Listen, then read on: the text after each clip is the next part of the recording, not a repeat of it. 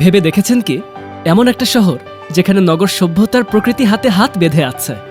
প্রায় ৩০ লক্ষ মানুষের আবাস কানাডার বিখ্যাত শহর টরন্টোতে। টরন্টো শহর ৬৩০ বর্গ কিলোমিটার জুড়ে আছে। লক্ষ লক্ষ মানুষের বাস, তাও এর সবুজ শোভা দেখে বিমোহিত হবেন।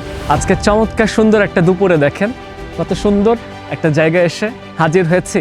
এ শহরের আভিজাত্য চোখে পড়ার মতন। বিশ্বের ১৬তম উঁচু স্কাইলাইন শহর নিউ ইয়র্ক, শিকাগোর পরেই উত্তর আমেরিকায় টরন্টো স্থান। পরিবেশটা ধীরে ধীরে হয়ে উঠছে তাদেরই মতন জমজমাট। এটা টরন্টো শহরের নিউ ইয়র্কের টাইম স্কোয়ারেরই আর একটা সংস্করণ। এখানে প্রচুর পরিমাণে মানুষজন সঙ্গীতের তালে তালে উৎসব করছে, গান করছে, নাচ করছে এবং বিভিন্ন রকমের এখানে অ্যাক্টিভিটি চলছে। প্রিয় দর্শক, আজকের পর্বটা হবে পাঁচ মিশালি। টরন্টোর ইতিহাস জানব, জনপ্রিয় কিছু কেন্দ্র দেখব, প্রকৃতির মাঝে হারিয়ে যাব, আবার অত্যাধুনিক ইমারত দেখে চোখ দুটো রাঙাবো। বাদ যাবে না তাদের শ্রেষ্ঠতম বিশ্ববিদ্যালয়ও। আমি এখন ইউনিভার্সিটি অফ টরন্টো ক্যাম্পাসের একটা ভবনের ভেতরে প্রবেশ করেছি। এটার নাম হচ্ছে হার্ট হাউস। লক্ষ লক্ষ বাঙালির হৃদয়ের স্পন্দন টরন্টো। কি মোহ আছে এই শহরে, আজ একটু জানার চেষ্টা করব। কথা না বাড়িয়ে আসেন টরন্টো সফরটা এবার শুরু করি।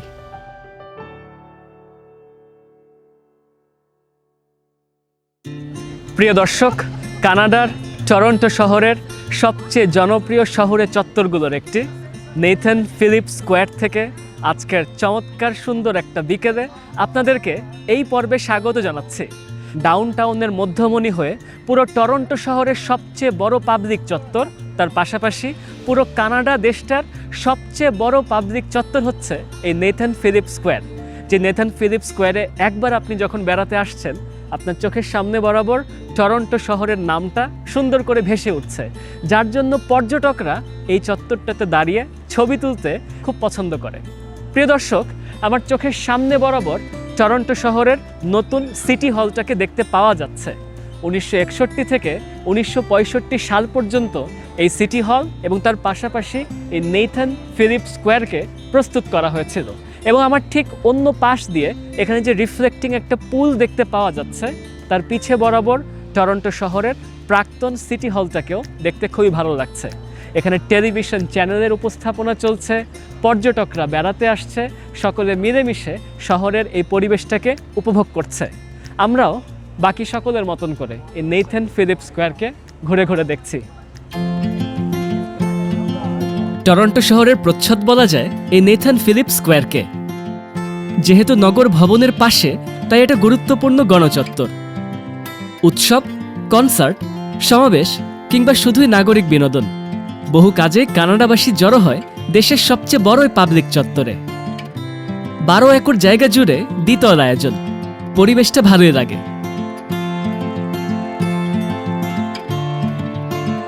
প্রথম অখ্রিস্টান মেয়র নেথান ফিলিপসের নামে চত্বর নামান্তরিত। পুরাতন সিটি হলটা নতুনটার চেয়ে অনেক সুন্দর। ১৮৯৯ থেকে ১৯৬৫ পর্যন্ত তার দাপ্তরিক গুরুত্ব ছিল। আজ অবশ্য জাদুঘর হিসেবেই সমাদৃত। এটি প্রথম না, এর চেয়ে পুরাতন আরেকটি সিটি হল আছে। বর্তমানে সেন্ট লরেন্স মার্কেট হিসেবে পর্যটকদের কাছে বেশ জনপ্রিয় সেটি। এখানে একজন বাংলাদেশি ভাইকে দেখতে পাচ্ছি, উনিও বেড়াতে এসছেন। ভাইয়ের থেকে জানতে চাবো কেমন লাগছে, কানাডাকে বেড়াতে কেমন লাগছে? খুবই ভালো লাগছে, অনেক ক্লিন কানাডা, ওয়েদারটা খুব ভালো যাচ্ছে। কতদিন হলো আছেন? আছি 4 দিন হলো আজকে। 4 দিন? হ্যাঁ। তার আগে কোথায় ছিলেন? তার আগে নিউ ইয়র্কে ছিলাম, আমেরিকাতে। নিউ ইয়র্কের সাথে টরন্টোর পার্থক্য কি লাগছে? নিউ ইয়র্ক একটু বেশি স্কাইলাইট ভিউটা একটু বেটার ছিল, বাট টরন্টো ইজ ক্লিনার। আপনি কি শুধু বেড়াতে আসছেন নাকি কাজে এসেছেন? দুইটাই অ্যাকচুয়ালি। দুইটাই। নাসিব ভাই কি উত্তর আমেরিকা প্রথমবার? হ্যাঁ, প্রথমবার।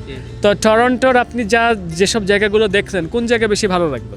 আমার কাছে ওই যে সিটি ক্রুজ দিয়ে যে শিপ দিয়ে যে ঘুরে আমাকে, ওই ভিউগুলো আমার খুব ভালো লাগছে। সেটা কি আপনি টরন্টো আইল্যান্ডসে গেছেন নাকি অন্য কোনো দিকে গেছেন? আই থিঙ্ক টরন্টো আইল্যান্ডের দিকে যাওয়া হয়েছে।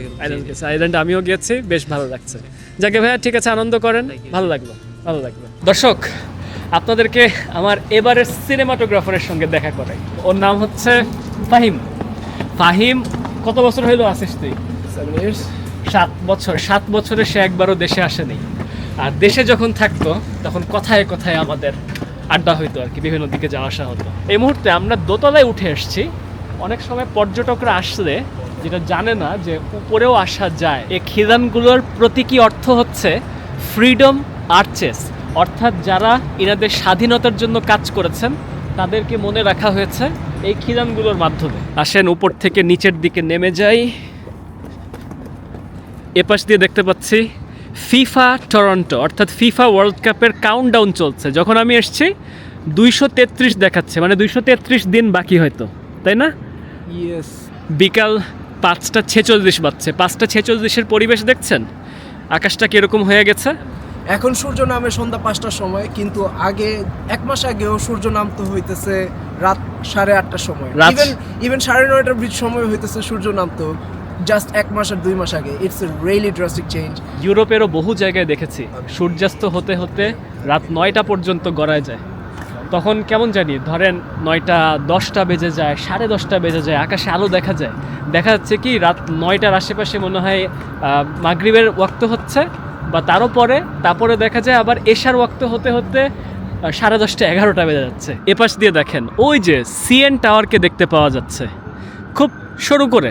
আর উইন্টারের সময় যখন বরফ পড়া শুরু করে তখন এখানে ওরা পানিটা জমায় এখানে আইস স্কেটিং করে। এই জায়গাটাতে আইস স্কেটিং চলবে। শহরে সবাই আসে, আর ওই যে ওইখান থেকে আইস স্কেটিং এর সবকিছু ভাড়া করা যায়।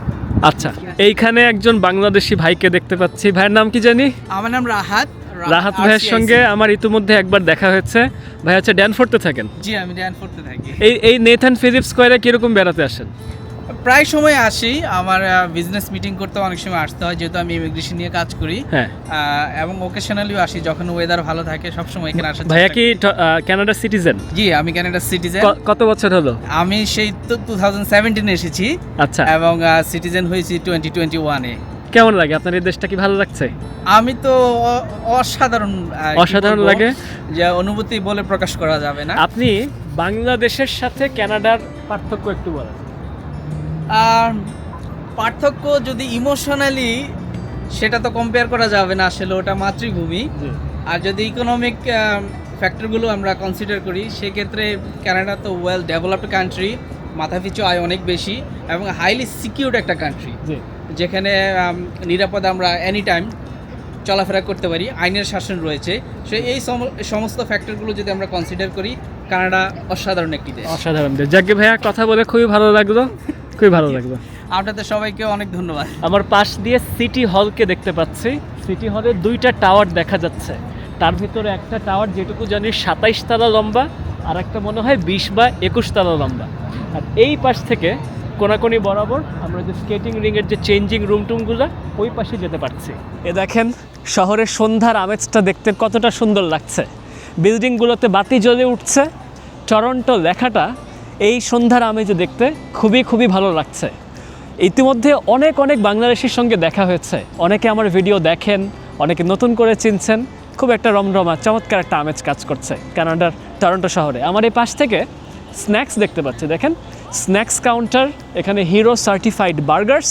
ফাহিম, এটা কি হালাল খাবার পাওয়া যায় এখানে? হ্যাঁ ভাই, এটা হালাল।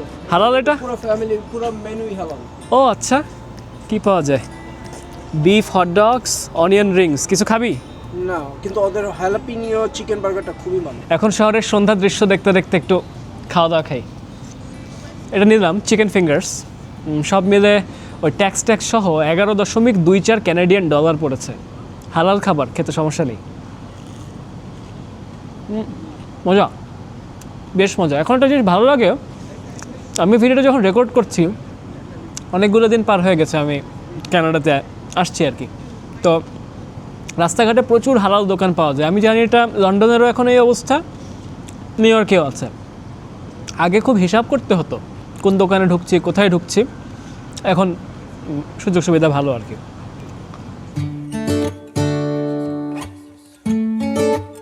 কানাডার পুরানো রাজধানীতে সন্ধ্যা নেমে আসতে দেখছি।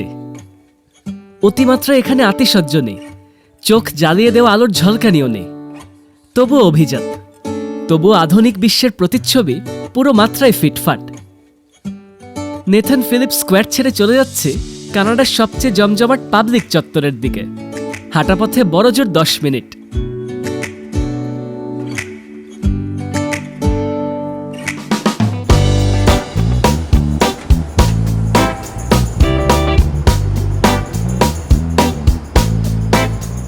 দর্শক, টরন্টো শহরেও একটা টাইম স্কোয়ার আছে, তবে এটা সেই নিউ ইয়র্কের টাইম স্কোয়ার না, এটা টরন্টো শহরের নিউ ইয়র্কের টাইম স্কোয়ারেরই আর একটা সংস্করণ।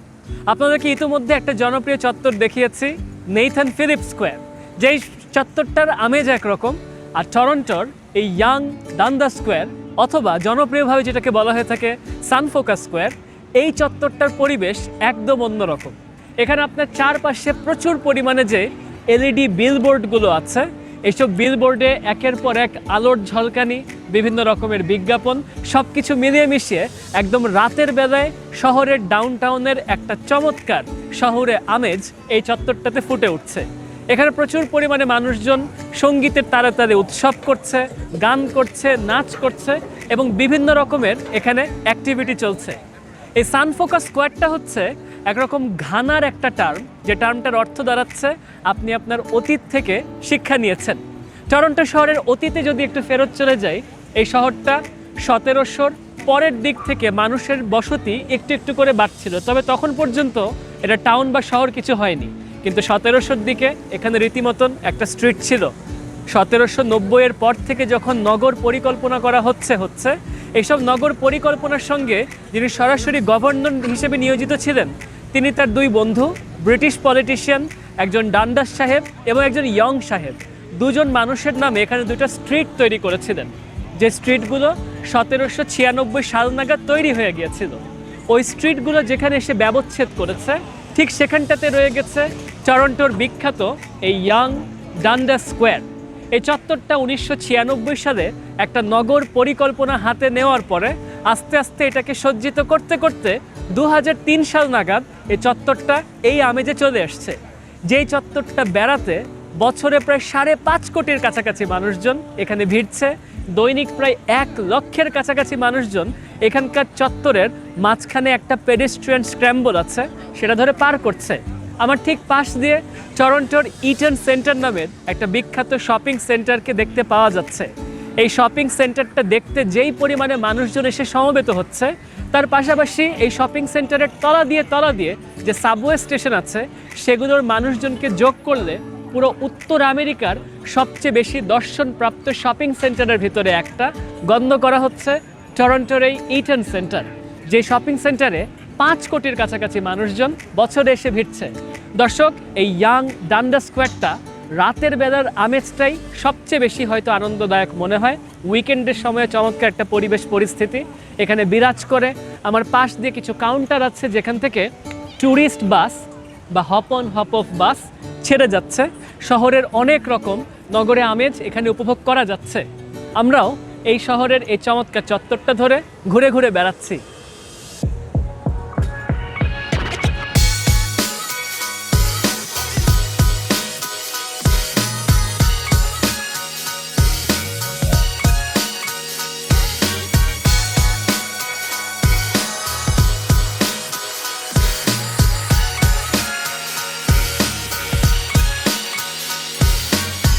ফাহিম, তোর সবচেয়ে পছন্দের চত্বর কোনটা, নেথান ফিলিপস নাকি ডান্ডাস? Nathan Phillips. কেন? ডান্ডাস স্কোয়ার আগে ভালো ছিল, এখন সব হইতেছে মানে খুবই নয়েজি অ্যান্ড খুবই পার্টিফুল। আমরা এখন এখানকার বিখ্যাত যে পেডেস্ট্রিয়ান স্ক্র্যাম্বলটা আছে বা পথচারী পারাপারটা আছে, সেটা ধরে পার হচ্ছি। এখানে আসলে আপনার রাস্তা আড়াআড়ি করে অনেক অনেক পথচারী পারাপার পাওয়া যায়, খুব ভালো লাগে। দৈনিক 1 লক্ষের কাছাকাছি মানুষ এখানকার এই চত্বরটাকে পার করে যায়, একটু পরপর সিগন্যাল আসার জন্য অপেক্ষা করে এবং সবাই আবার এখানে অনেকে ছবি পর্যন্ত তুলে। যেমন দেখেন, এই মুহূর্তেও একটা সিগন্যাল ছেড়েছে, আসেন না পার হই। খুব মজা লাগে এখানে এটা ধরে পার করতে। তারা ইচ্ছা করেই, এটা নাকি টোকিওর শিবুয়া স্কোয়ারটাকে দেখে এখানকার শহরের যে অথরিটি ছিল, সদিচ্ছা প্রণোদিতভাবে এটাকে এরকম আড়াআড়িভাবে এখানে পথচারী পারাপার তারা দাঁড় করিয়েছিলেন। তারপর থেকে শহরে মানুষজন এটা খুব উপভোগ করছে। ফাহিম, তুই আর আমি আজকে কাপড় চোপড় মিলাই পড়ছি। তুই লাল এটা পরলি, আমি আবার লাল জুতা, লাল জামা। মানসিক আমরা এই মুহূর্তে ইটন সেন্টারের ভেতরে ঢুকলাম। তবে ইটন সেন্টারটা যেহেতু আপনার দিনের আলোতে দেখতে ভালো লাগে বেশি, মানে ভিতরটা স্কাইলাইট জোন আছে, খুব সুন্দর লাগে দেখতে। তা ওই সময়টা ঘুরে দেখাবো। এখন ফুড কোর্টে আসছি এবং আন্ডারগ্রাউন্ড ফুড কোর্টটাতে অনেক অনেক খাবার দাবারের দোকান দেখছি। আমরা খাবো কোথায়? আমরা খাবো হইতেছে সেজওয়ান চিকেন, রুবি থাই অ্যাকচুয়ালি। রুবি থাই? Yes. এখানে এখানে? ও নো, তাহলে? স্যালমন তো ওইটা আরো দূরে। না না, ওইখানে যাব। হ্যাঁ, ভাই উপরে চলেন। উপরে যাব? আপনাদেরকে কি আবার বাইরে বের হতে হবে? ফাহিম, তোদের এখানে শপিং করার ভালো জায়গা কি? শপিং করার সবচেয়ে ভালো জায়গা হইতেছে আউটলেটস। Outlets? আউটলেটসে প্রত্যেকটা ব্র্যান্ডের discounted item all over the year পাওয়া যায়। এই যে পার হচ্ছে ফ্রিডম মোবাইল, ওদের সিম কার্ড আমি এবার নিয়েছি। 85 ক্যানাডিয়ান ডলার পড়েছে এবং এটা বাংলাদেশি টাকায় কত, 8,000 টাকার আশেপাশে একটা সংখ্যা হবে। তাতে করে আমি অনেক ডেটা পেয়েছি। কত মনে হয় 200 জিবির কাছাকাছি ডেটা এবং 1 মাসের ভ্যালিডিটি। এবং সবচেয়ে ভালো ব্যাপার হচ্ছে এটা ইউএস এবং কানাডা দুটা মার্কেটে সাপোর্ট করছে, মনে হয় মেক্সিকো আছে। আবার 30 জিবি সমপরিমাণ আপনার রোমিং ডাটা পেয়েছি। মানে আমি এখান থেকে যাওয়ার পথে আমি হয়তো একটু ইউরোপে স্টপ ওভার করতে পারি, তো ওই স্টপ ওভারের সময় আমার এটা রোমিং ডাটা হয়তো কাজে দিয়ে দিতেও পারে। এপাশে দেখছি ইয়ং অ্যান্ড ডান্ডা স্ট্রিটস, এপাশে দেখা শুধু ইয়ং স্ট্রিট। বের হই বাইরে, এখন আমরা খাবো। এটা কি নিলাম? এটা হইতেছে হকি পকি পোকি বল। হকি পকি, এটা তো জাপানিজ একটা জায়গা থেকে নিলাম। হ্যাঁ, it's a pokey ball from hokey pokey. হ্যাঁ, It is one of the poke place from like on the young street. আচ্ছা আমি একটা জিনিস বলি, এই খাবারটা আমরা যেখান থেকে নিলাম হকি পকি, ওখানে বসার জায়গা ছিল, কিন্তু রাত 9টা বেজে গেছে এবং 9টার সময় ওদের দোকান বন্ধ হয়ে যায়। তাই আমরা কি করে একটা পাশে একটা পার্কে আসছি। পার্কের নাম জানিস? পার্কের নাম আচ্ছা জানিস না, ভালো It's a হয়েছে। brand new এটা হচ্ছে park. তুই এই পাশে বস আর আমি এদিকটাতে বসি, এখানে লাইট বেশি আসে। আচ্ছা এইটা বেশ মজা, মনে হচ্ছে সুশি খাচ্ছি মনে হচ্ছে। সুশিরই ফিশ আইটেম আর স্যামন নিলাম, তাই না? Yes, salmon and tuna mix. Salmon আর টুনা মিক্স নিলাম। আমাদের যে খাবারগুলো নিয়েছি ওগুলো হচ্ছে 50 ক্যানাডিয়ান ডলার, দুইটা আইটেম। আমি আরেকটা নিয়েছি আর ফাহিমও একটা নিয়েছে। ফাহিম তোরে থ্যাংক ইউ, কারণ তুই আমার একটা ভালো জায়গা চিনাইছিস খাওয়ার জন্য। তোরটা কেমন? I love it with the wasabi mayo. এটা হচ্ছে ওনাদের মেট্রো কার্ড, প্রেস্টো কার্ড বলা হয়ে থাকে। এখন আমি এটার মধ্যে একটু টাকা ভরবো, কারণ আমার আগের ব্যালেন্সটা কমে আসছে, $9 নেমে আসছে। তো আমি এখন লোড ফান্ডস কত ভরবো, $50 ভরে ফেলি। এই $50 দিয়ে আমার 1 সপ্তাহের মতন পার হয়ে গেছে। Credit debit card, Presto card is updating, শেষ হয়ে গেছে। আসেন আমরা এখন একটু ভেতরের দিকে প্রবেশ করি। ট্যাপ, এই যে সাবওয়ে চলে আসছে, ঢুকে পর বসি নাকি দাঁড়াবি? না, বসি। ইউকের সাবওয়ে কি আরো মানে ক্লিন আর সুন্দর? ক্লিন না, ইউকের অনেক টাইপের সাবওয়ে, অনেক সাবওয়ে আছে অনেক পুরানো আমলের, যেগুলো মানে বহুত পুরাতন টেকনোলজি, কোনোটা নতুন টেকনোলজি। নে তোর স্টেশন চলে আসছি। আচ্ছা রশিক ভাই, দেখা হবে আবার পরশুদিন আচ্ছা ইনশাল্লাহ, ইনশাআল্লাহ। শেরবোর্ড Okay, যা, দেখা হবে ইনশাআল্লাহ। আল্লাহ হাফেজ।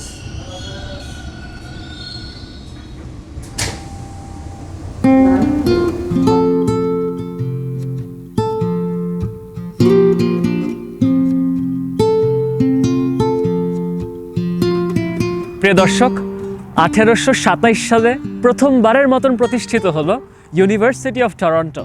তবে সেখানে ইউনিভার্সিটি অফ টরন্টো নামে না, বরং কিংস কলেজ নামে এই প্রতিষ্ঠানটা প্রতিষ্ঠিত হয়েছিল। আস্তে ধীরে এই প্রতিষ্ঠানটা বর্তমান নামে এসেছে। 1859 সালে ইউনিভার্সিটি অফ টরন্টো থেকে কিছু ভূমি অধিগ্রহণ করে টরন্টো শহরের কর্তৃপক্ষ এখানটা চমৎকার শহুরে পার্কে স্থাপন করলেন, যে পার্কের নামটা 1860 সালে দেওয়া হলো হচ্ছে কুইন্স পার্ক। সেকালে যিনি প্রিন্স হিসেবে দায়িত্ব পালন করছিলেন, অর্থাৎ প্রিন্স অফ ওয়েলস এডওয়ার্ড সাহেব যিনি ছিলেন, যিনি পরবর্তীতে রাজা হয়েছিলেন, সেই এডওয়ার্ড সাহেব সর্বপ্রথমবারের মতন প্রিন্স হিসেবে উদ্বোধন করলেন টরন্টো শহরের এই কুইন্স পার্কটা, যে পার্কটাকে ওনার মাতা রানী ভিক্টোরিয়ার জন্য ডেডিকেট করা হয়েছিল। প্রায় 49টা একর জায়গা জুড়ে যে চমৎকার পার্কটা আছে, টরন্টো শহরে প্রায় 1,500-এর কাছাকাছি শহরে উদ্যান আছে, তার ভিতরে এটা অন্যতম। শহরের মধ্যমণি হয়ে ইউনিভার্সিটি অফ টরন্টো ডাউনটাউনের ক্যাম্পাসটার ভিতরে রয়ে গেছে। আজকের চমৎকার শরতের মৌসুমে এই পার্কে হেঁটে বেড়াতে খুবই ভালো লাগছে। অনেক অনেক মানুষজন এখানে বেড়াতে এসছে, আনন্দ করছে, পার্কের পরিবেশটাকে উপভোগ করছে। তাদের মতন করে আমরাও এই পার্কটা হেঁটে হেঁটে ঘুরে দেখছি।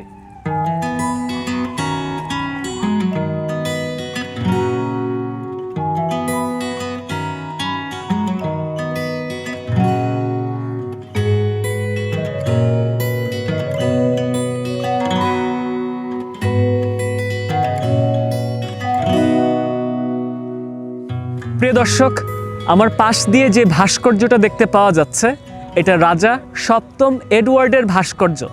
1901 সালে রানী ভিক্টোরিয়া ইন্তেকাল করার পরপরই তার ছেলে এডওয়ার্ড ব্রিটিশ সাম্রাজ্যের সিংহাসনে আরোহণ করলেন। ব্রিটিশ সাম্রাজ্যের একজন হর্তাকর্তা হিসেবে তিনি কিন্তু ভারতীয় উপমহাদেশেরও সম্রাট হিসেবে সেকালে গণ্য হতেন। তাই রাজা এডওয়ার্ডের এই ভাস্কর্যটা একসময় নয়া দিল্লিতে রাখা থাকতো। নয়া দিল্লি থেকে 1969 সালে এখানকার যে প্ল্যাকটা আছে সে অনুযায়ী তৎকালীন মেয়র এটাকে স্থাপন করলেন হচ্ছে কুইন্স পার্কের মাঝামাঝি এই অঞ্চলটাতে। ভারত সরকার এবং কানাডা দুজনেরই যোগ সাজসে এই ভাস্কর্যকে কানাডায় এনে উপস্থিত করা হয়েছে। হাজারো ইতিহাসের সূতিকাগার টরন্টো, আর তা হবে না কেন, কানাডার এককালের রাজধানী শহর সে। ব্রিটিশরা 1797-এর দিকে নিউইয়র্ক থেকে রাজধানী সরিয়ে আনলেন টরন্টোতে। নাম দেওয়া হয়েছিল ইয়র্ক। 1834-এ পেল বর্তমানের নাম। উঁচু ইমারতের নগর টরন্টো, তাও দেখেন না, সবুজের ছোঁয়া প্রতিটা প্রান্তেই আছে। এককালে জলপথ ঘিরে এখানকার মানুষের জীবন চরিত ছিল। জলের মাঝে যেখানে গাছপালা দাঁড়িয়ে আছে তাকে মোহাক জনগোষ্ঠী ডাকত তিকেরান্ত বলে। ফরাসিরাই প্রথম উন্নত সভ্যতা গড়েছিল কানাডায়। টররেন্তো শব্দকে তারা অনুবাদ করেছিল যথেষ্ট হিসেবে। এই থেকেই আঞ্চলিক অভিধানে রয়ে গেল টরন্টো। ব্রিটিশরা কানাডাকে ভাগ করল দুটি গুরুত্বপূর্ণ ভাগে। লোয়ার কানাডার রাজধানী হল কুবেক, আর আপার কানাডার রাজধানী দাঁড়ালো টরন্টো।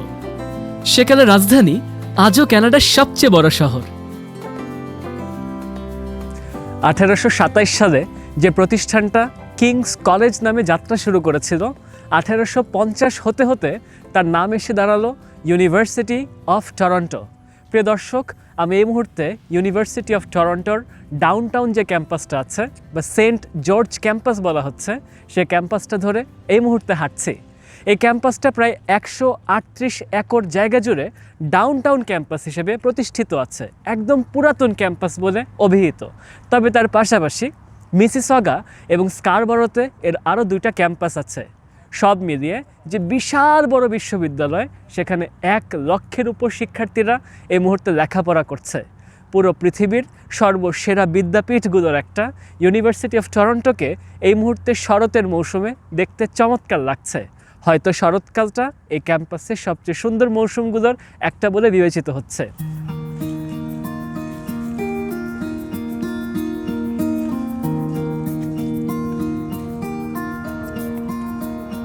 দেখেন, ঐতিহাসিক ভবনগুলোর সাথে এই চমৎকার গাছে শরতের রূপ দেখতে কি চমৎকার লাগছে। চারপাশের পুরো প্রকৃতিতে একদম সবুজের আশেপাশে হলুদ, কমলা, লালচে রঙগুলো মিলেমিশে একাকার হয়ে গেছে। পুরো ক্যাম্পাসটাকে দেখতে মনোমুগ্ধকর লাগছে।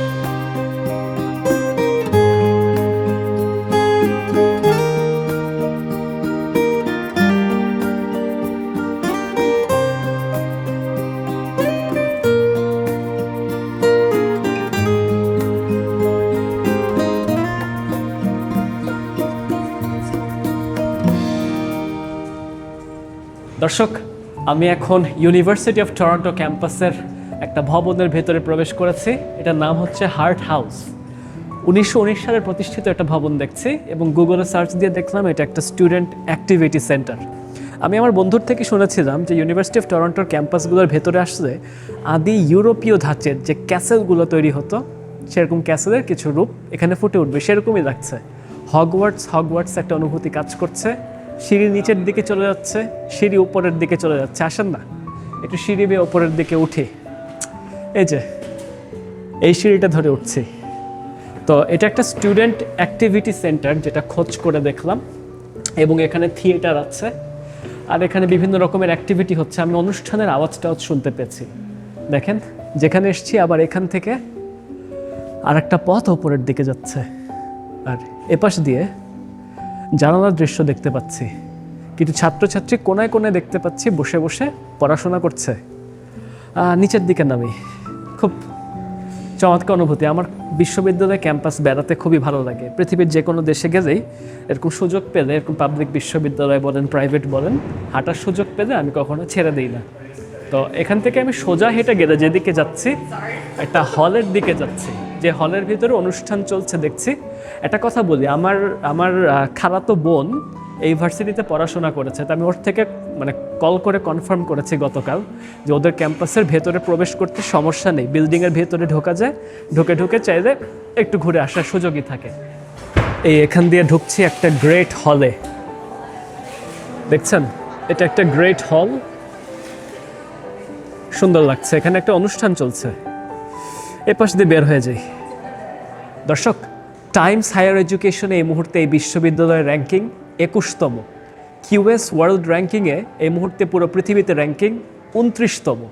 যে বিশ্ববিদ্যালয়ে 1,02,000-এর আশেপাশে শিক্ষার্থী লেখাপড়া করছে, যার ভিতরে 80,000-এর উপরে আন্ডারগ্র্যাড এবং 21,000-এর কাছাকাছি পোস্ট গ্র্যাড স্টুডেন্ট। ইনাদের প্রায় 9,000-এর উপরে অ্যাডমিন স্টাফ আছে, ইনাদের প্রায় 16,500-এর মতন একাডেমিক স্টাফ আছে। চিন্তা করে দেখেন, 3টা বিশাল বিশাল ক্যাম্পাস, সব কিছু মিলে কত বড় বিশ্ববিদ্যালয়ের আয়োজন। দেখেন এই করিডোরটা ধরে হাঁটছি এবং এই করিডোরের আর একটা পাশ দিয়ে এই ভবনটা থেকে বের হয়ে যাচ্ছি। এই দিক দিয়ে বাইরে যাই, মনে হচ্ছে একটা কেল্লার দরজা খুলবো। বাহ, আমি যে বিশ্ববিদ্যালয়ে পড়েছি এটা বিশ্বের সেরা 100-র কাতারে, কিন্তু আমার বিশ্ববিদ্যালয় এতটা সুন্দর না। এই ক্যাম্পাস, এই নিয়ে আমার দ্বিতীয়বার আসা হচ্ছে। এর আগে একদিন বিকালবেলায় ঘুরে গিয়েছি, আজকে দুপুর থেকে বিকালের ভাগটাতে ঘুরছি। এই সোজা যাই, চলেন। গাছপালার রং কি জমেছে দেখেন, একদম টকটকা লাল হয়ে আছে কত কত গাছগুলো, আবার অনেকগুলো আছে একদম কমলা আর হলদে বর্ণ ধারণ করে আছে। 1827 সাল, আমি 2025-এ দাঁড়িয়ে কথা বলছি, মানে প্রায় 200 বছরের কাছাকাছি সময় পার হয়ে যাচ্ছে কিংস কলেজ প্রতিষ্ঠা পাওয়ার পরে। আর 1850-এর দিকে প্রতিষ্ঠিত হয়েছিল এটা ইউনিভার্সিটি অফ টরন্টো হিসেবে। এই পাশের ভবনটা দেখেন, সেই ইউরোপীয় আদল এই ভবনগুলো। একটা সন্ধ্যা নেমে আসছে, খুবই ভালো লাগছে ক্যাম্পাসে হেঁটে দেখতে।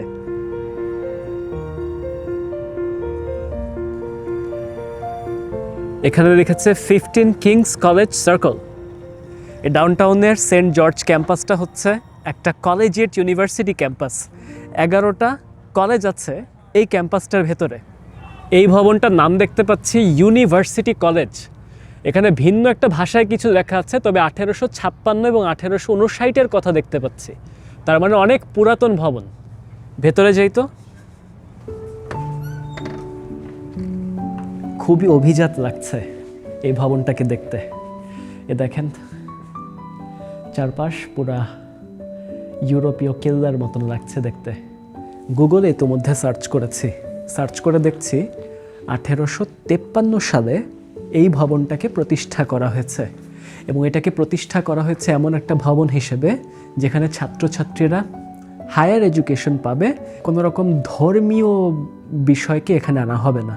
বলে রাখা ভালো যে এই ইউনিভার্সিটি অফ টরন্টো বা কিংস কলেজ এটা কিন্তু চার্চের আন্ডারে ছিল।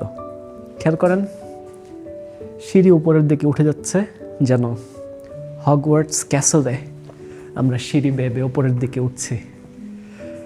কি ভালো লাগছে।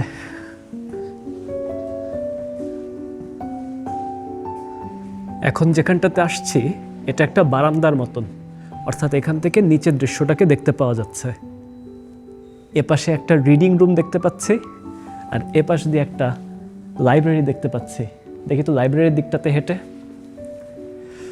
মানুষের ক্যাম্পাস ঘুরে ঘুরে দেখছি কি অবস্থা এখানে।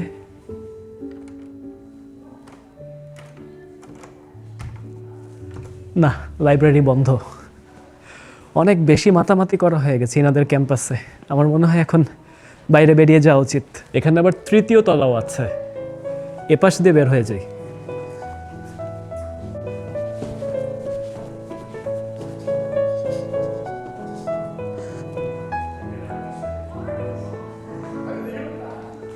আসেন না, একটা ছোটোখাটো শ্রেণীকক্ষ দেখেই যাই। এটাকে দেখে মনে হচ্ছে এখানে কিছু লেকচার টেকচার হয়তো দেওয়া হয়ে থাকে। অল্প কিছু চেয়ার টেবিল এখানে বিছানো আছে।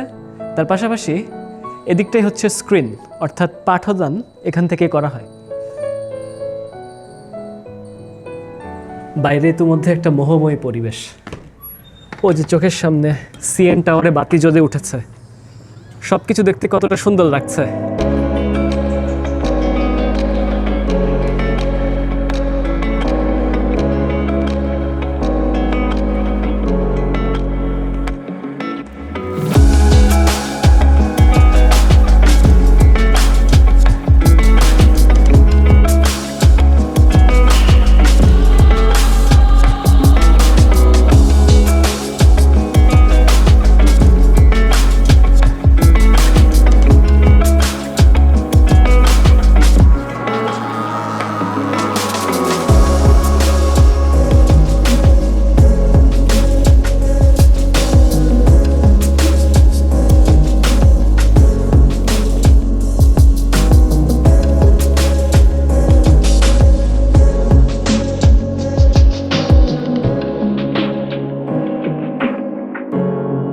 প্রিয় দর্শক, আমার এই পাশ দিয়ে টরন্টো শহরের একটা গুরুত্বপূর্ণ ভবনকে দেখতে পাওয়া যাচ্ছে।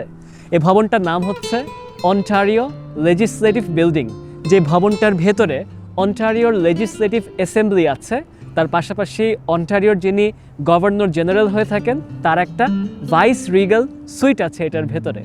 এই ভবনটা প্রচণ্ড রকমের গুরুত্বপূর্ণ এই অন্টারিও প্রভিন্সটার জন্য, এবং এই অন্টারিও প্রভিন্সের এই গুরুত্বপূর্ণ ভবনটার নির্মাণ কাজ শুরু হয়েছিল 1886 সালে।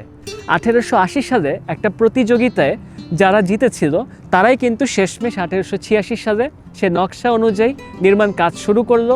পরবর্তীতে 1893 সালের ভিতরে এটাকে খুলে দেওয়া হয়েছিল, কিন্তু পরিপূর্ণভাবে একমাত্র কাজ শেষ হয়েছে 1909 সালে। শহরের গুরুত্বপূর্ণ একটা প্রাণকেন্দ্র, যেখানে আমার অন্য একটা পাশের দিকে তাকালে শহরের যে স্কাইলাইন আছে, এত এত জমকালো ভবনগুলোকে দেখতে পাওয়া যাচ্ছে। তার ঠিক মুখোমুখি ইউনিভার্সিটি অফ টরন্টোর যেটা আদি ক্যাম্পাস ছিল, সে সকল গ্রাউন্ডের ওপরে এই লেজিসলেটিভ অ্যাসেম্বলি ভবনটাকে দাঁড় করানো হয়েছিল। 1859 সালে যখন কুইন্স পার্ক তৈরি করার জন্য এখান থেকে ভূমি অধিগ্রহণ করা হলো, সেই কুইন্স পার্কটা যেটুকু অঞ্চলের ভিতর ছিল তার পাশাপাশি একটা অঞ্চলে কিন্তু প্রতিষ্ঠা করা হয়েছে এই লেজিসলেটিভ ভবনটা, এবং এটার বিভিন্ন পাশ দিয়ে কুইন্স পার্ক অবস্থিত, এবং সামগ্রিকভাবে ইউনিভার্সিটি অফ টরন্টোর পরিপূর্ণ ক্যাম্পাসের ভিতরে অবস্থান করছে এই লেজিসলেটিভ ভবন। আপনারা যদি টরন্টো বেড়াতে আসেন, হতেও পারে এখানে আসবেন, কিছুক্ষণ ঘুরে দেখবেন, নিশ্চয়ই দুপুরে বিকালে বা রাতে যে কোনো সময় দেখতে খুবই ভালো লাগবে।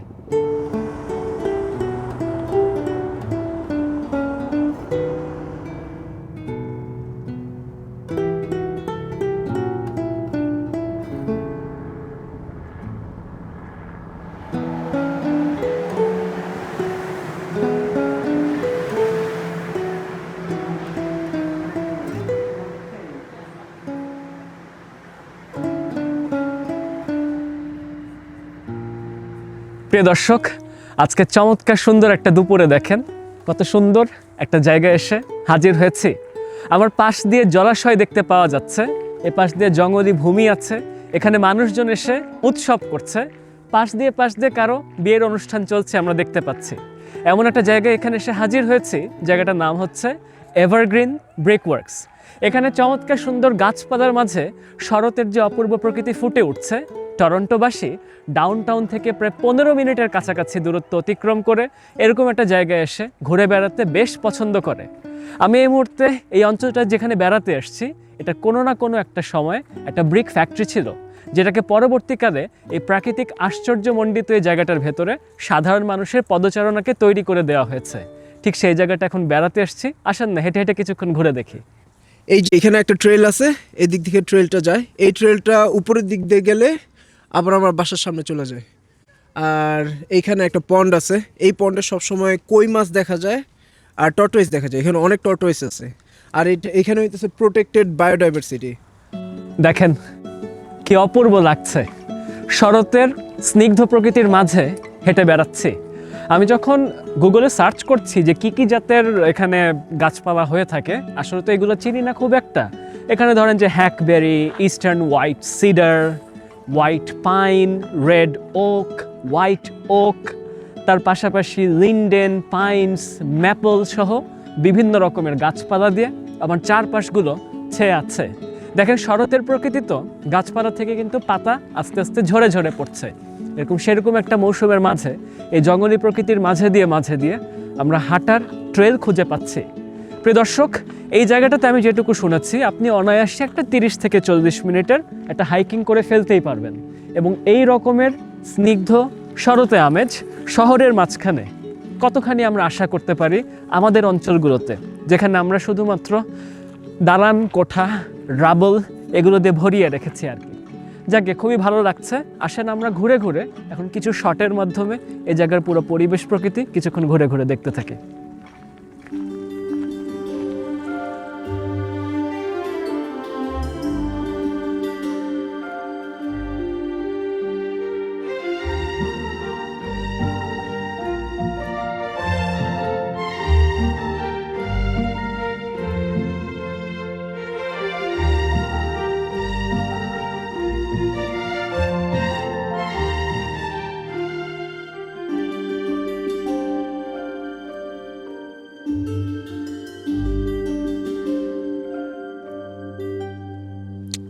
আমরা এখন আছি এভারগ্রিনের পুকুরের পাশে, যেখানে অনেকগুলো হাঁস, আর এখানে হাঁসের অনেক ফ্যামিলি আছে। আর এখানে মেইনলি হাঁসের ফ্যামিলি থাকার কারণ হইতেছে কারণ এখানে অনেক মাছ আছে, তো এই হাঁসগুলো অনেক মাছ ধরে আর ফ্যামিলি বড় করে এখানে বাচ্চা দেয়। আর এই লকগুলোর উপরে সবসময় কচ্ছপ রোদ পোহায়। আর এখানে সবসময় আমি যখন সকালবেলা দৌড়াইতে আসি তখন দেখি যে এখানে একটা ব্লু বিল হেরন সবসময় মাছ ধরে। আর এই জায়গাটা অনেক সুন্দর, অনেক পাখি দেখা যায়, অনেক সুন্দর গাছ দেখা যায়। আর যখন রোদ ওঠে যে জায়গাটা আরও সুন্দর লাগে।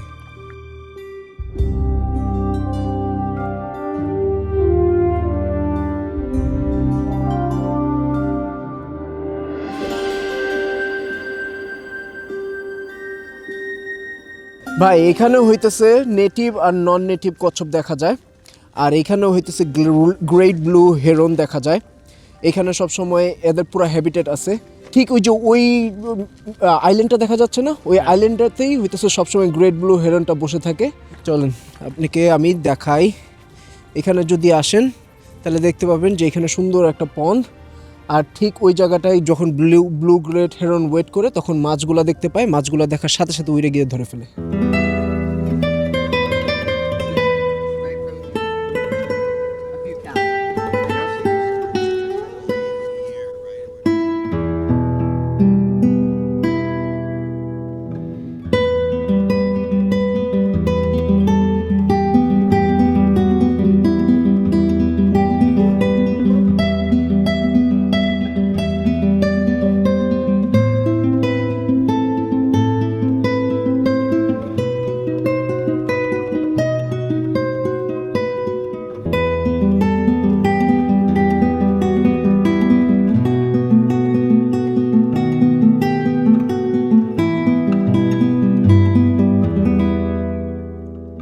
কানাডায় পশু পাখিদের প্রতি অনেক খেয়াল রাখে। আর এইখানে দেখেন যখন হইতেছে কচ্ছপরা ডিম দেয় তখন হইতেছে এইখানে যারা পশু পাখিদের খেয়াল রাখে তারাও এখানে একটা সার্কেল বানায় দেয়, যাতে ডিমগুলো ফুটার সাথে সাথে ওইখানে একটা ফুটা আছে, ওদিক থেকে বাচ্চাটা নাইমে পুকুরে চলে যেতে পারে। মিস্টার মিক্সার্স ওয়ার্ল্ড চ্যানেলের নতুন উপস্থাপক ফাহিমউদ্দৌলা।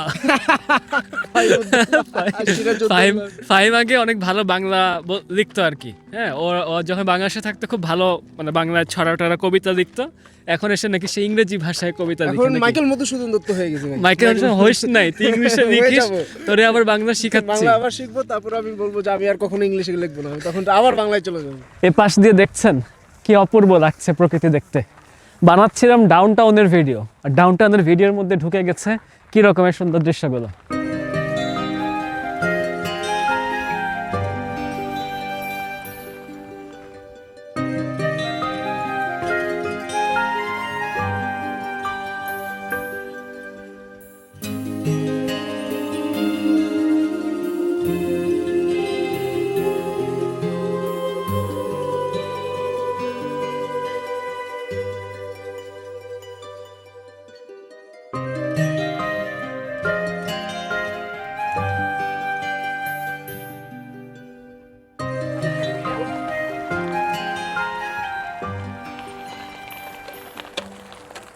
ভাইয়া এখন আপনাকে নিয়ে যাব হইতেছে ব্রিকওয়ার্কসের লুকআউট পয়েন্টে। এই যে আঁকা পাকা পথটা যেটা দেখতেছেন, এটা দিয়ে হাইটা উপরে গেলেই ওইখানে একটা লুকআউট পয়েন্ট আছে, যেখান থেকে সব কালার ব্রিকআউটসের পুরো জায়গাটা দেখা যায় সুন্দর করে।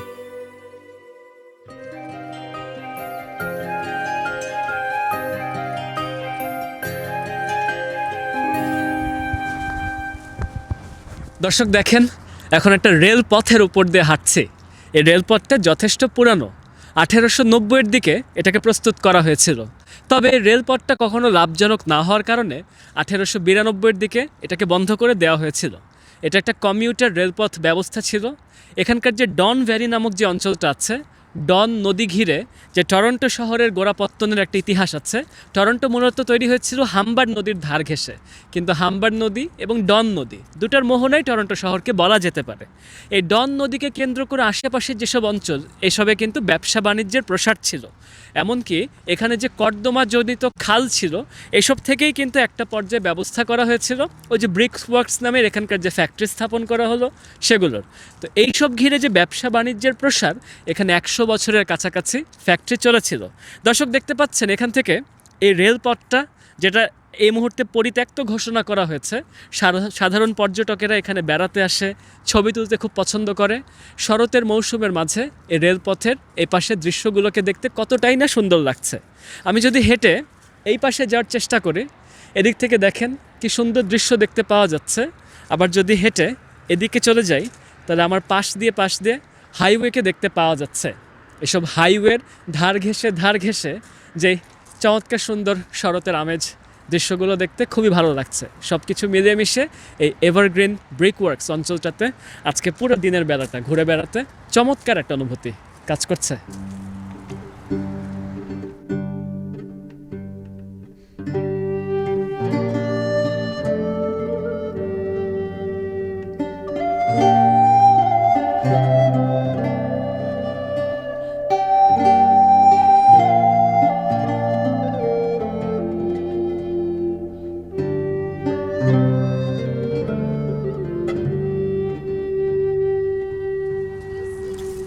আর এই ঝোপটা থেকে বের হলেই চোখের সামনে বরাবর দেখতে পাচ্ছি এই এভারগ্রিন ব্রিকওয়ার্কসের মূল যে দৃশ্যপট দেখার জায়গাটা। এখানে যেরকম বসার জায়গা করে রাখা আছে, আর আমার সামনে দিয়ে পুরো যে ভ্যালিটা, পুরো ভ্যালির খুব সুন্দর দৃশ্য দেখতে পাওয়া যাচ্ছে। পুরো শহরের ডাউন টাউনটার দৃশ্য ভেসে উঠছে। আর এটা চমৎকার একটা রোদেলা দুপুর থেকে বিকালের আমেজটা এই মুহূর্তে বিরাজ করছে, ভালো লাগছে।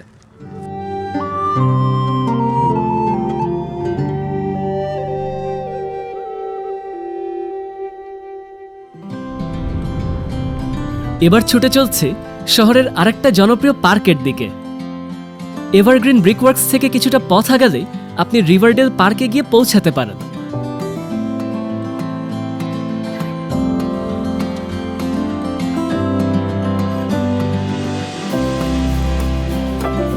ব্রিকওয়ার্কস অনেকটা সুপ্ত হলেও রিভারডেলের নাম আছে। শহরের মানুষের সূর্যাস্তের ভাগের বেশ পছন্দের জায়গা এটি।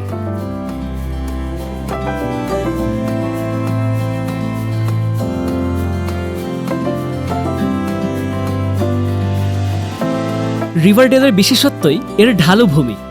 ঢালে বসে শহরের স্কাইলাইনের দুর্দান্ত দৃশ্য দেখা যায়। হাইওয়ে ধরে আমরা সহজে এলেও ব্রিকওয়ার্কস থেকে দ্রুতগামী গণপরিবহন সংযোগ নেই। তবে রিভারডেল থেকে ডাউনটাউনে পৌঁছানো যায় খুব সহজে। সরাসরি স্ট্রিট কার সংযোগ আছে।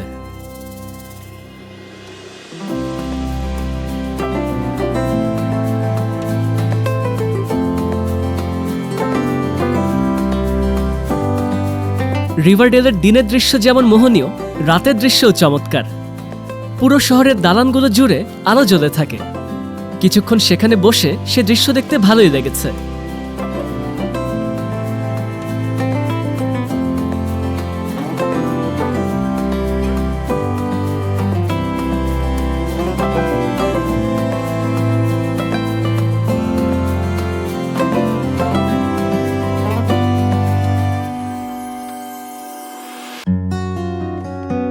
বৃহত্তর টরন্টোর আরেকটা অসাধারণ জায়গা দেখাই।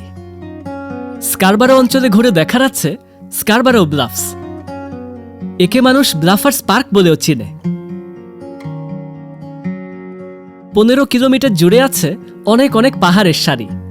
দেখতে অনেকটা টিলার মতন, গঠন শৈলীতে পর্বত গাত্র। লেক অন্টারিওর পাশ জুড়ে পলি, বালি আর কর্দমারে ব্লাফার্স পার্ক। গোসল করার মতন সৈকতও আছে। শরতে ছিমছাম ভালো লাগলেও গ্রীষ্মে থাকে একদম রঙিন ও জমজমাট।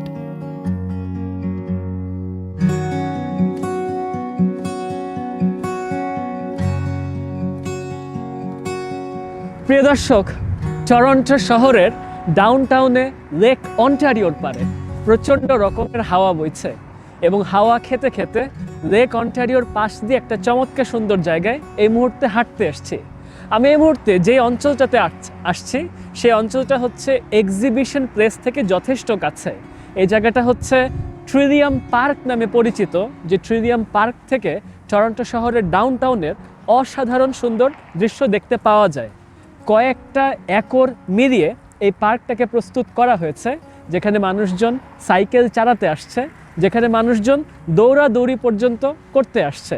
এটার সাথে টরন্টো শহরের অতীত ইতিহাসের যথেষ্ট পরিমাণে সম্পর্ক আছে। আমি এখন যে অঞ্চলটা দিয়ে হাঁটছি এবং যে পাশ দিয়ে সাইকেল ধারা চলে আসছে, ওই পাশ দিয়ে একটা এক্সিবিশন প্লেস নামের চমৎকার জায়গা আছে। সেই জায়গায় একটা সময় ছিল হচ্ছে ফ্রেঞ্চদের ফোর্ট। ফ্রেঞ্চদের ফোর্টটার নাম ছিল ফোর্ট রুই। 1751 সালে ফরাসিরা এখানে একটা ট্রেডিং হাব দাঁড় করিয়ে নিয়েছিল। আগে এসব অঞ্চলের সঙ্গে ফরাসিদের বেশ সম্পর্ক ছিল। ফরাসিদের ভিতরে একজন নাম ছিল হচ্ছে স্যামুয়েল শ্যাম্পলিন। যেই শ্যাম্পলিন সাহেবের সঙ্গে এখানকার যে সর্বপ্রথম যে টাউনটা কুবেক, সে কুবেকের প্রতিষ্ঠার সঙ্গে সে ভদ্রলোক যথেষ্ট পরিমাণে জড়িত ছিলেন। এমনকি তিনি এদিককার আশেপাশে অনেক অনেক অঞ্চল ঘুরে বেরিয়েছেন। তিনি একজন কার্টোগ্রাফার ছিলেন এবং তার নির্দেশনায় ফ্রেঞ্চদের অনেক বড় আধিপত্য এই পুরো কানাডার অনেক অনেক অঞ্চল জুড়ে প্রতিষ্ঠিত হয়েছিল আর কি।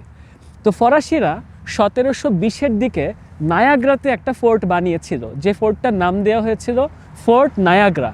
এবং সেখানে যেহেতু তাদের বিশাল সাফল্য ছিল, ফোর্ট নায়াগ্রাকে দেখে তারা আরও অনেক রকমের ফোর্ট যেসব তৈরি করছিল, একটা ফোর্ট তৈরি করা হয়েছিল এই পাশে। 1750-এর দিকে একটা ফোর্ট তৈরি করার পরে 1751-তে আর একটা ফোর্ট তারা তৈরি করে নিল। এই দিককার আশেপাশে কোথাও তৎকালীন ফরাসিদের কেল্লাটা ছিল, যে কেল্লাটাকে ফোর্ট রুই নাম দেওয়া হয়েছিল এবং সেই রুই হয়তো তাদের রাজপরিবারের কোনো না কোনো সদস্যের নামের সঙ্গে জড়িত ছিল। ফরাসিদের সেই ফোর্ট নায়াগ্রাটা এক পর্যায়ে 1759-এর দিকে আঞ্চলিক যত মানুষজন ছিল তাদের সঙ্গে ফরাসিদের যুদ্ধ বেঁধে গিয়েছিল। হয়তো ব্রিটিশদেরও কিছুটা সুড়সুড়ি দেওয়া হয়েছিল ওখানে। তো সেই পর্যায়ে ফরাসিদের ফোর্ট নায়াগ্রা ভেঙে ফেলা হলো। এমনকি ফোর্ট নায়াগ্রা যে দখল হয়ে গেল, তার পরবর্তীতে এই পাশের ফোর্টটাকে নষ্ট করে ফেলা হয়েছিল। ব্রিটিশরা পুরো 1763 সালের দিকে ফরাসিদের যত অঞ্চল ছিল কানাডার ভিতরে সব কিছুর উপরে টেক ওভার করলো। শুধু ফরাসিদের কানাডাতে কেন, পুরো যুক্তরাষ্ট্রের মানচিত্রের ভেতরেও যত ফরাসিদের অঞ্চল ছিল সব কিছু ব্রিটিশদের আওতায় চলে আসলো। সেই ফরাসিদের যে প্রাক্তন ফোর্টটা, যেটার অস্তিত্ব এখন আর এক মুহূর্তের জন্য বাকি নেই, ওটার থেকে খুব কাছেই ব্রিটিশরা ফোর্ট ইয়র্ক দাঁড় করিয়ে নিয়েছিল। সেই ফোর্ট ইয়র্ক, ফোর্ট রুই অতীতকালে যেসব ফোর্টের সম্পর্ক, সেই সব সম্পর্ক জড়িয়ে আছে এই পাড়ের সাথে। টরন্টো শহরের ইতিহাসের সাথে, টরন্টো শহরের অতীতের সাথে এই অঞ্চলের এই পার্কের যথেষ্ট পরিমাণে সম্পর্ক আছে। সে পার্কটা ধরে আমরা এই মুহূর্তে একটু হেঁটে হেঁটে চলছি।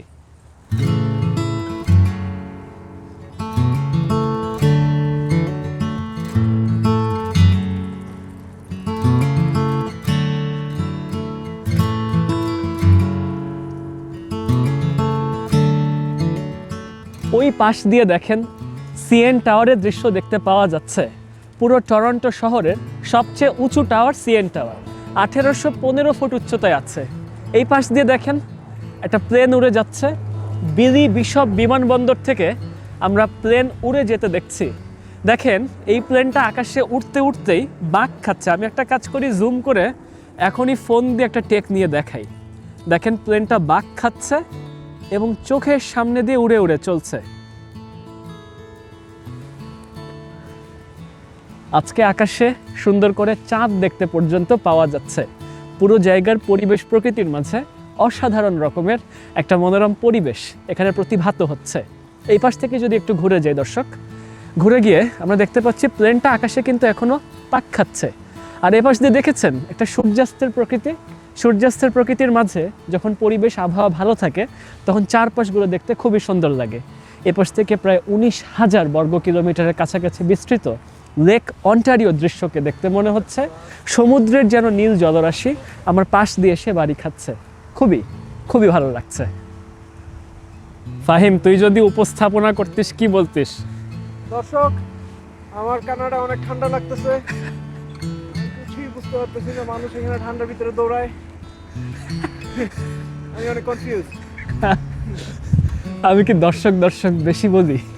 না, আপনি তো শুধু প্রথমে বলেন। হ্যাঁ, শুরুতে বলি, তাই না? শুরুতে বলি দর্শক আর প্রিয় দর্শক। এই পাশ দিয়ে দেখেন কি চমৎকার লাগছে দেখতে।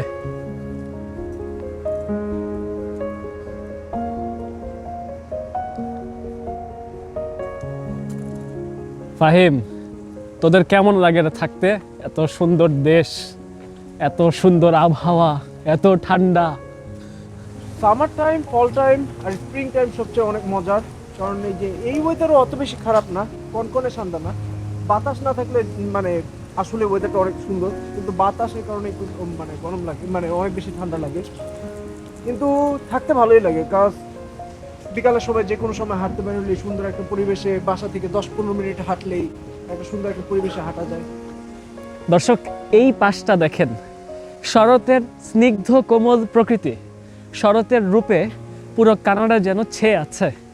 এই ভিডিওটাতে আমি আপনাদেরকে শরতেরই বিভিন্ন প্রকৃতির নিদর্শনগুলো দেখিয়েছি টরন্টো শহর ঘিরে। এখান থেকে দেখেন বিকেলের ভাগে যখন কমলা আকাশের নিচে যখন সব কিছু এরকম কমলা হলুদে রেঙে গেছে, কতটা ভালো লাগছে। এপাশ থেকে ঘুরে গেলে হলুদ কমলার মিশেলে দেখেন ওই পাশ দিয়ে পুরো সূর্যাস্তের সে কমলা প্রকৃতিটাকে আমরা দেখতে পাচ্ছি। আমি আসলে খোঁজার চেষ্টা করছি ট্রিলিয়াম পার্কের ঠিক কোন অংশটাতে আসলে ডাউন টাউনের পুরো দৃশ্যগুলো খুব সুন্দর করে দেখা যাবে। সেই দৃশ্যগুলো অনলাইনে খুব দেখেছি এবং সেই দৃশ্যটা দেখার চেষ্টা করছি। ইতিমধ্যে কিছু সিনারি দেখতে পাওয়া শুরু হচ্ছে। ইতিমধ্যে দেখছি সিএন টাওয়ার সহ ডাউন টাউনের পুরো দৃশ্যগুলো চমৎকারভাবে ফুটে উঠছে।